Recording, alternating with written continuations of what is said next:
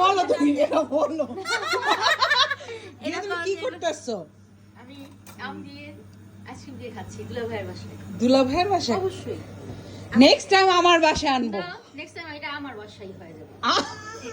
খুদা কি খাবো? ভাত দিই? ওটার ক্ষুধা লেগেছে। ক্ষুধাটা কিন্তু ওটার ক্ষুধা। তুমি কি খাও? আমি ম্যাঙ্গো খাচ্ছি। আহার, ইটালিতে ম্যাঙ্গো পাওয়া যায়, এটা হইলো? আল্লাহ, পাওয়া যেত না তো আগে, এখন পাওয়া যায়। ইতালিতে শুধু ম্যাঙ্গো পাওয়া যায় না, ইতালি ম্যাঙ্গো অনেক মজা, অস্ট্রেলিয়া থেকেও মজা। সত্যি?